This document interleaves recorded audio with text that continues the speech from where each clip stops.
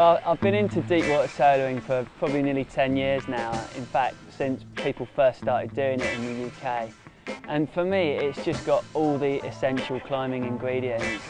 It's like all the best bits and none of the bad bits. It's like the best part of bouldering combined with the best part of trad and the best part of sport climbing. It's fast, you don't need a belayer, you're not messing around with ropes, you know, like bouldering, but the difference is, of course, you can climb a lot higher and get yourself a bit scared, but hopefully not too scared like you sometimes can with trad.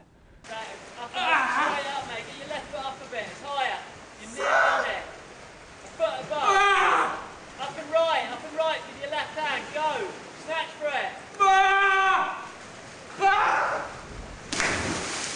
it.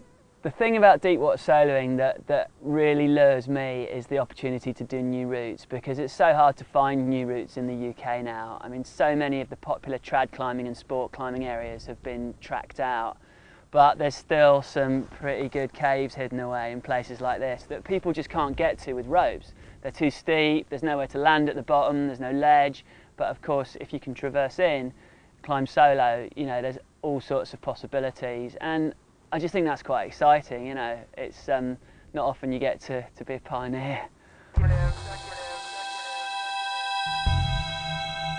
Right, Neil. All right. What's going on? Well, it's time to do it now. Driven a long way. It seems dry. Feels like the efforts of the last 2 or 3 months all coming together at one moment, we hope.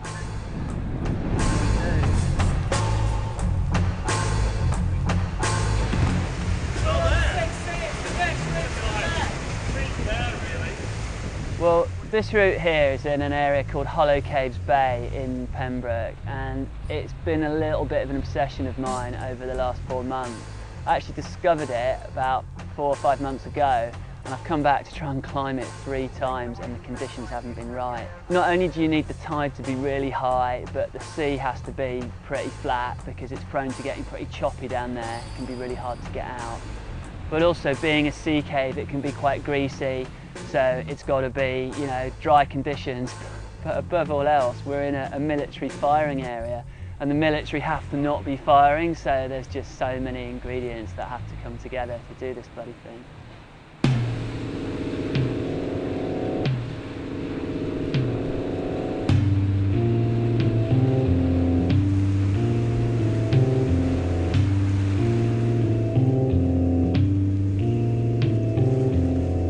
I mean, funnily enough, it's not actually the difficulty of the route or the danger of the route. I mean, it's going to be about 7B plus 7C, which ought to be okay, but if I screw it up and fall in and miss my opportunity to do it, I might be looking at doing it next year, so I just want to get it done this trip.